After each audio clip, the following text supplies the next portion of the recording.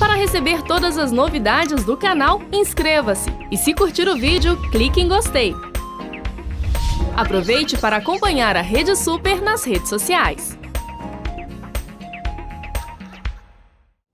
Muito bem, nós sabemos que o povo de Deus estava ali no Egito. José, ele teve uma experiência muito grande, ele teve sonhos e nos seus sonhos Deus lhe revelara coisas do futuro, de um futuro distante, que seus irmãos e nem mesmo seu pai podiam entender os sonhos de José. José sonhou com os molhos de trigo dele e dos seus irmãos, e o molho de trigo dele estava de pé e o de seus irmãos se curvavam diante do molho dele. Ele sonhou com o sol, a lua e 11 estrelas se curvando diante dele. E Jacó logo interpretou, dizendo: olha, meu filho, você está achando que eu, sua mãe e seus irmãos vamos nos curvar diante de você?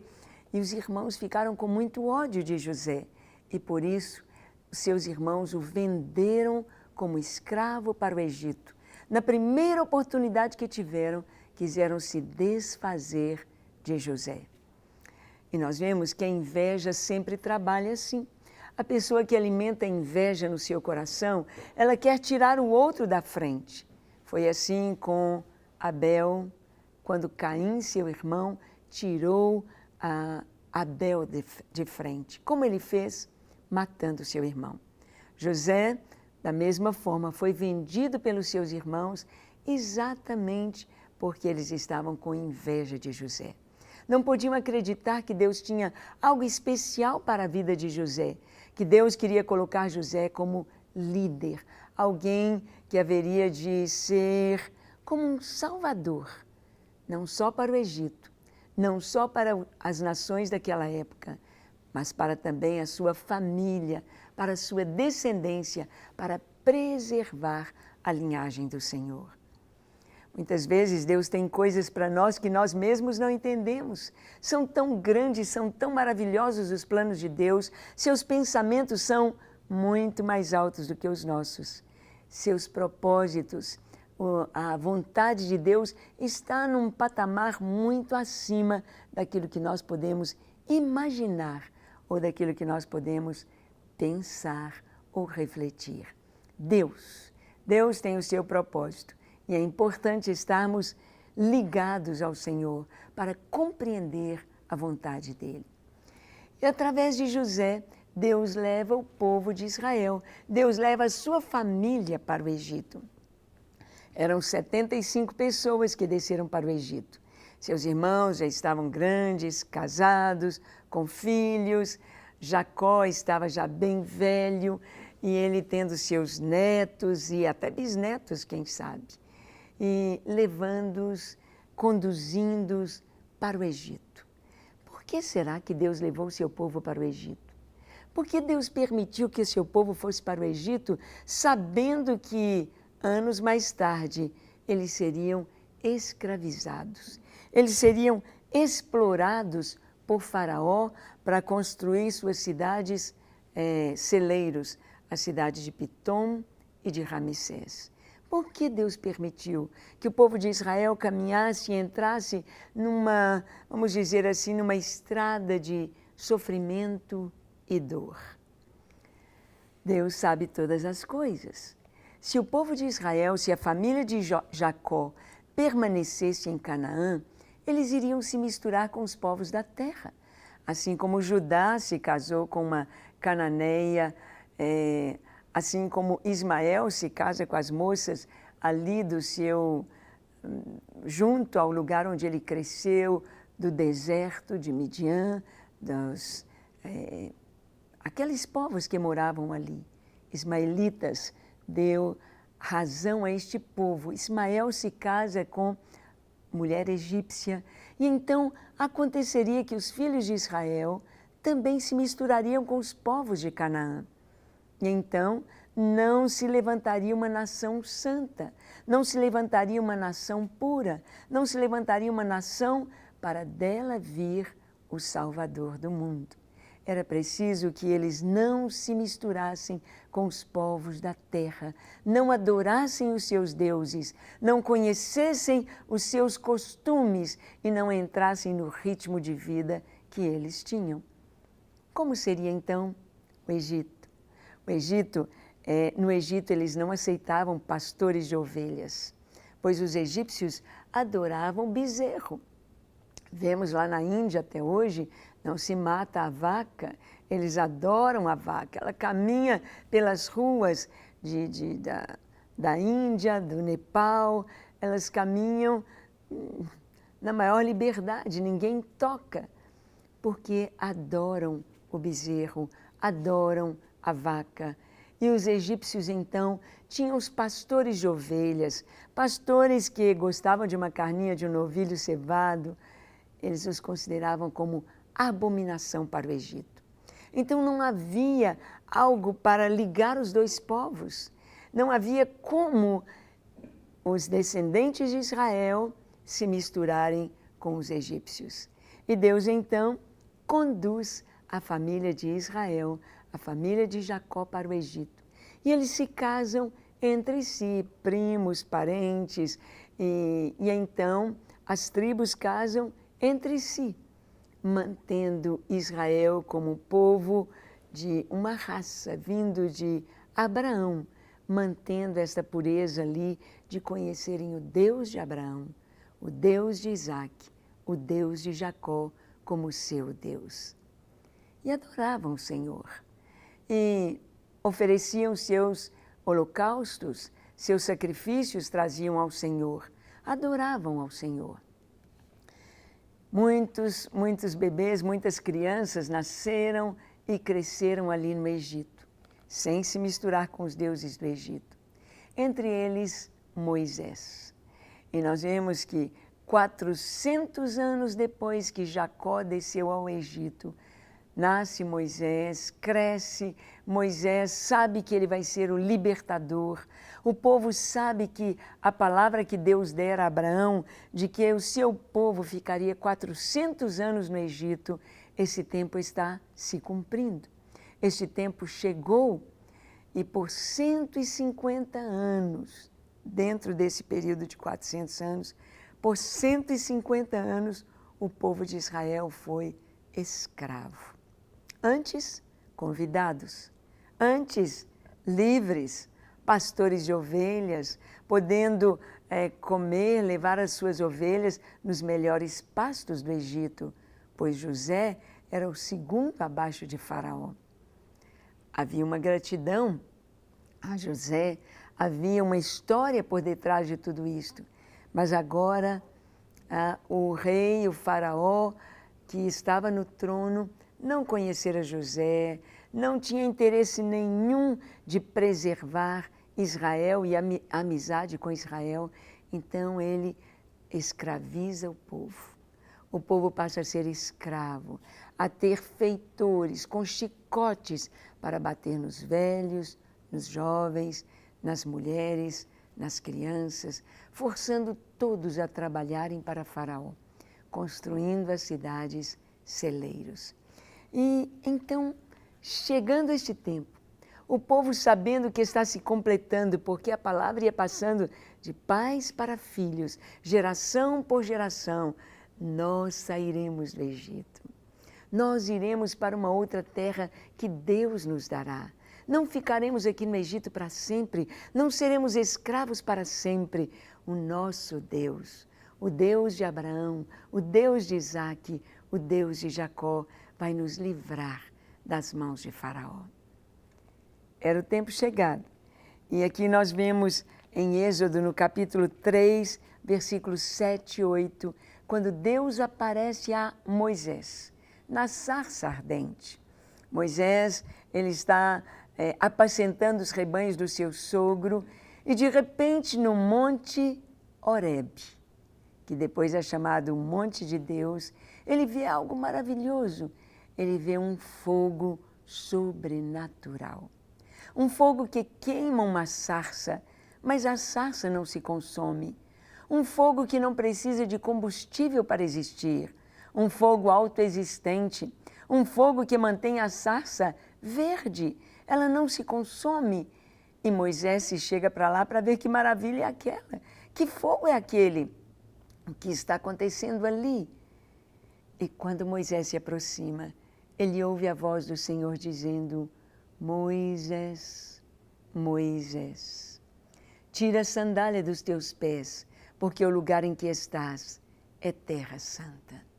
Moisés teme olhar para o Senhor, ele encobre seu rosto, adora a Deus e Deus fala com ele. Deus lhe fala que quer enviá-lo de volta ao Egito para que ele possa tirar o povo do Egito e levar o povo de volta, levar o povo para uma terra, a terra prometida, a terra onde Abraão pisou, onde Abraão morou, onde Abraão teve ali o seu filho Isaque, experiências maravilhosas com Deus. A terra que Jacó peregrinou por ela, vindo desde Padã Arã, e Deus havia dito a Abraão: Abraão, anda nesta terra e você vai subir norte, sul, leste, oeste. Esta terra eu tenho dado à sua descendência. É esta a terra prometida pelo Senhor. A terra estava habitada por cananeus, fariseus, heteus, jebuseus, girgazeus e amorreus. Povos que ali estavam, povos advindos de vários lugares que haviam conquistado aquela terra também, mas eles estavam vivendo numa total idolatria, com muita selvageria, com muita imoralidade, com cultos tão terríveis aos seus deuses, cultos que matavam as crianças, cultos que exigiam prostituição dos seus jovens, cultos que exigiam sacrifícios humanos. E Deus então iria remover aqueles povos, tirar aquela maldade da terra, tirar o clamor daquela terra e estabelecer ali o seu povo, o povo de Israel. Então, quando Moisés se encontra com o Senhor, no versículos 7 e 8 de Êxodo 3, nós lemos assim: Disse ainda o Senhor: Certamente vi a aflição do meu povo que está no Egito e ouvi o seu clamor por causa dos seus exatores.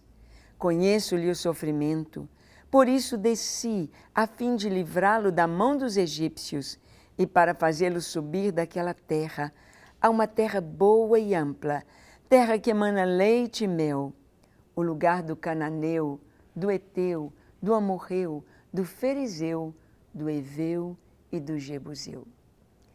Deus disse: eu vi a aflição do meu povo que está no Egito e ouvi o seu clamor. Sempre que Deus vai agir, mesmo que seja para um cumprimento profético da sua própria palavra, Deus levanta sobre a terra intercessão, oração, clamor. Ah, como é importante que a igreja saiba, que você saiba o valor e o poder da oração. Como a intercessão, ela traz o cumprimento da palavra profética do Senhor. Por isso, Jesus nos ensinou a orar dizendo: Pai nosso que estás nos céus, santificado seja o teu nome, venha o teu reino. Jesus nos ensinou a orar para que se cumprisse a palavra profética. Venha o teu reino, venha o teu reino. E para o reino de Deus vir, é necessário acontecer o arrebatamento da igreja, a tribulação, a grande tribulação. É necessário acontecer em todas aquelas coisas que estão preditas ali no livro do Apocalipse. É necessário que surja o anticristo, o falso profeta, que haja a batalha do Armagedon, que o mundo todo se coloque contra Israel para que o próprio Deus venha em socorro do seu povo. É necessário que isso aconteça para que Jesus, vindo, junto com os seus santos que somos nós e os anjos, possa ser estabelecido sobre a terra o reino de Deus verdadeiramente. Jesus nos ensinou a orar: venha o teu reino. E aqui o povo de Israel ora ao Senhor. Eles clamam, Deus, contempla-nos, Senhor. Contempla o nosso sofrimento. Veja o que está acontecendo aqui. O povo estava no Egito, estava oprimido, estava debaixo dos azorragues, dos chicotes dos feitores. O povo estava sofrendo, estava como escravo. Escravo não tem direito a nada. Escravo adoece e morre sem nenhuma assistência médica. O escravo, se não tiver comida, deixa passar fome. O escravo, ele não recebe para comprar roupa, para ter uma casa confortável. Se ele tem a comida, está ótimo. Não precisa mais apenas a comida para estar forte, para continuar trabalhando. O povo de Israel estava debaixo de escravidão.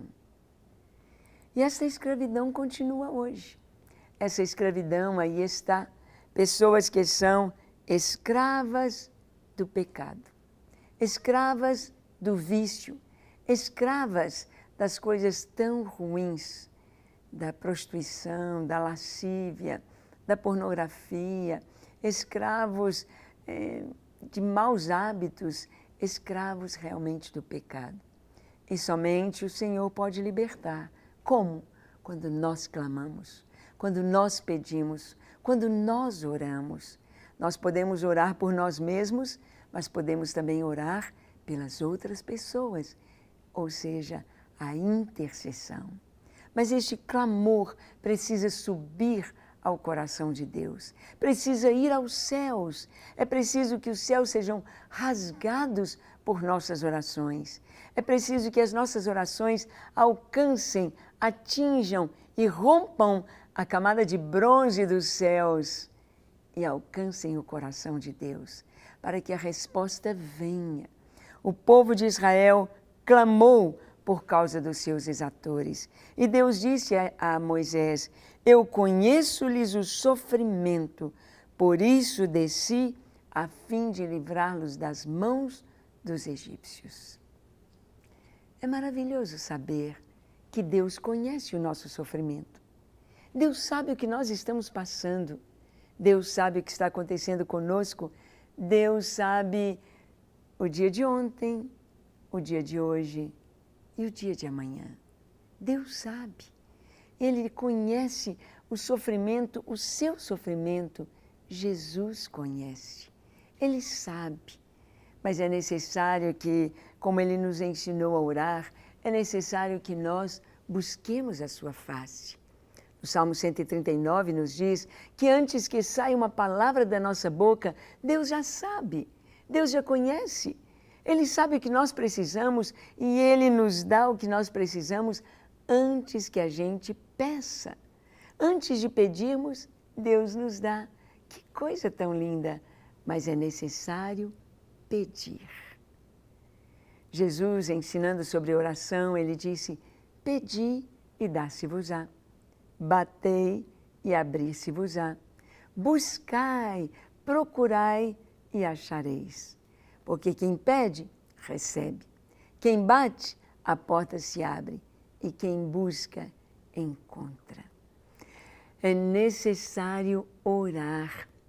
A oração foi estabelecida por Deus para ligar os céus à terra, para nos levar aos céus e pegarmos tudo aquilo que nós precisamos e trazer para a terra.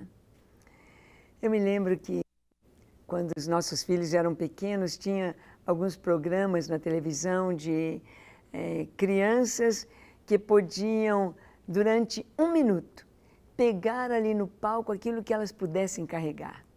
Então tinha bicicleta, tinha boneca, tinha bola, tinha carrinho, brinquedos caros, brinquedos baratos, e o que elas pudessem pegar em 1 minuto.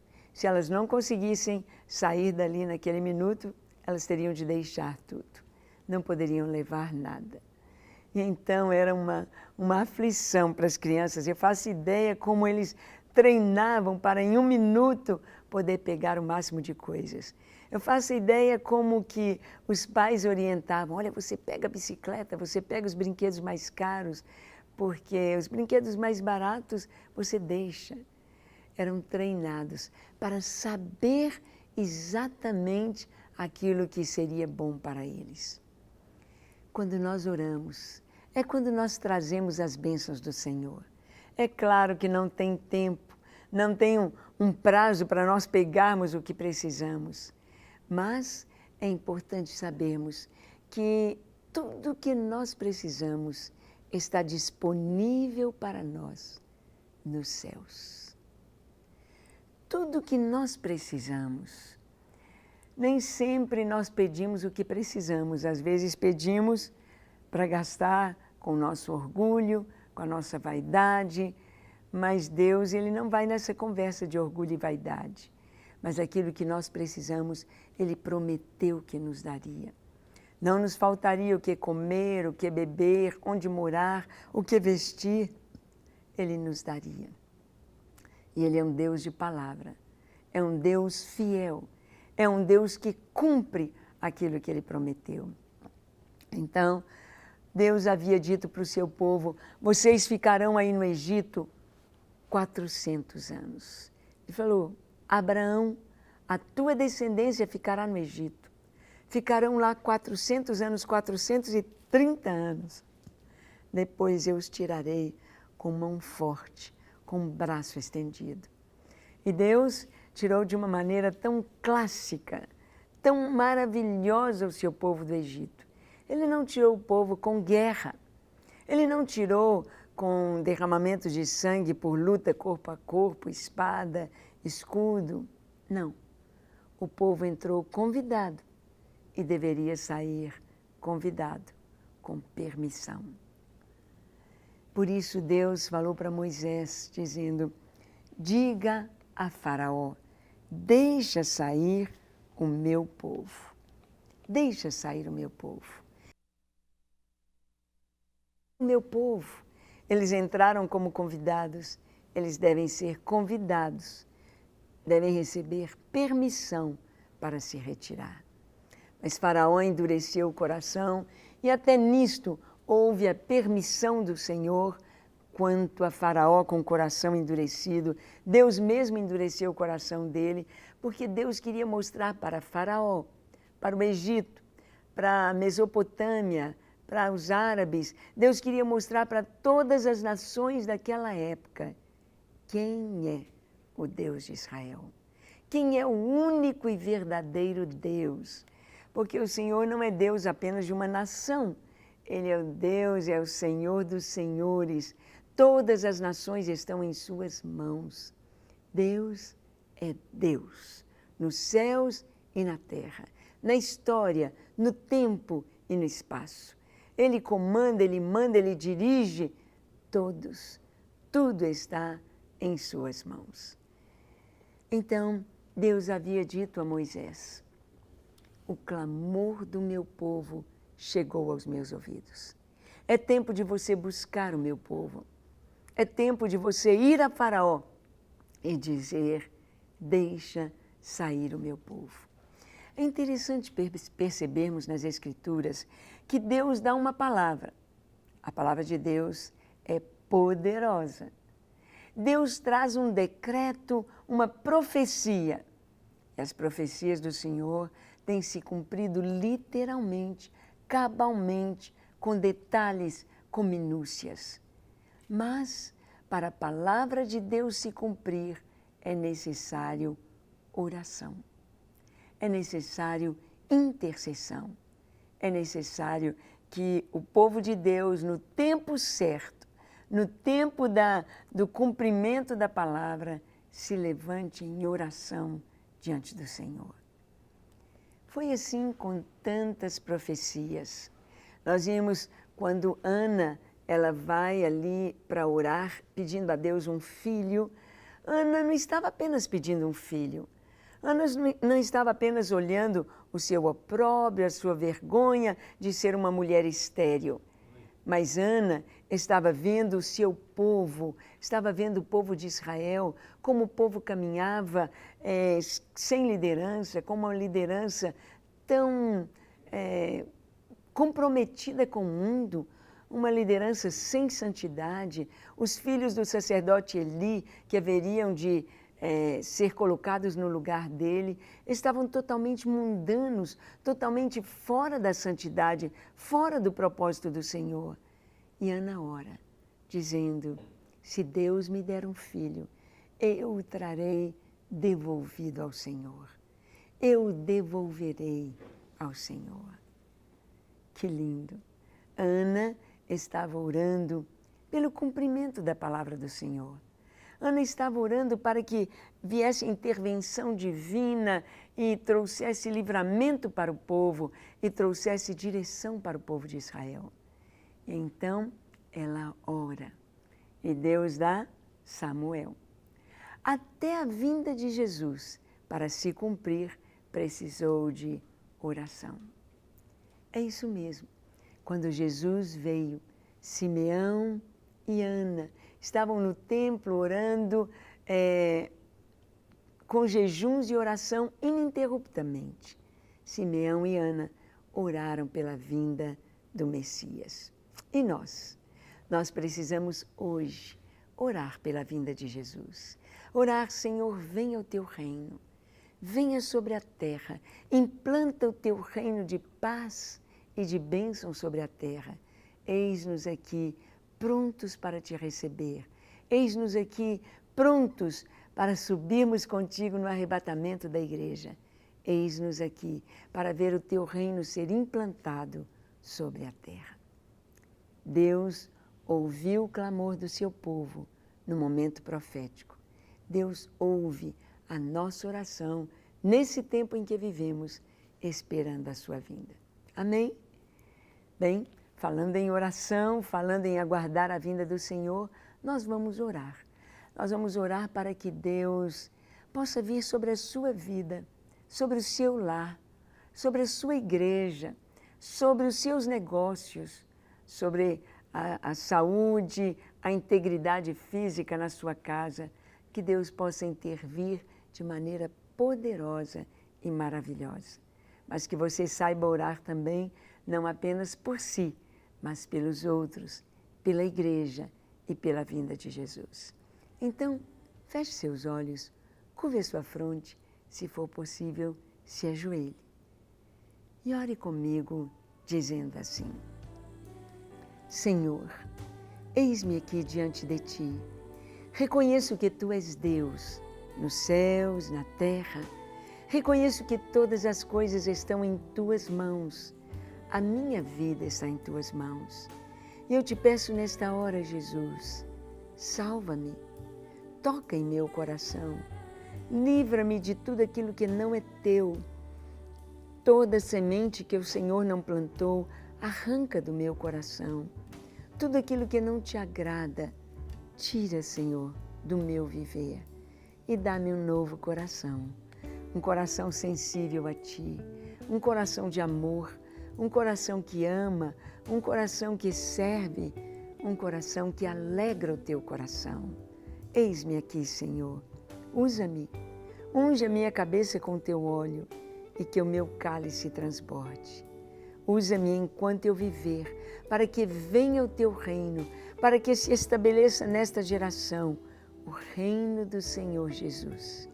Salva as pessoas, traz sonhos e visões para aqueles que estão tão distantes de Ti, para que reconheçam que Jesus de Nazaré é o Messias prometido. Abençoa, Senhor, cada pessoa que nos assiste, com o Teu amor, com a Tua paz, com saúde, que toda enfermidade seja removida em nome de Jesus. Que o Senhor traga libertação aos cativos, que o Senhor traga o cumprimento da Tua palavra em cada lar, estabelecendo o Teu shalom, a Tua paz e o Teu amor. Em nome de Jesus oramos. Amém, amém e amém. Graças a Deus, é isto mesmo. Fique firme, ore, levante um clamor ao Senhor quando você precisar de algo que parece impossível. Nosso Deus é o Deus que ouve oração. Que Ele te abençoe até o nosso próximo programa, se Ele nos permitir. Até lá! Para receber todas as novidades do canal, inscreva-se. E se curtir o vídeo, clique em gostei. Aproveite para acompanhar a Rede Super nas redes sociais.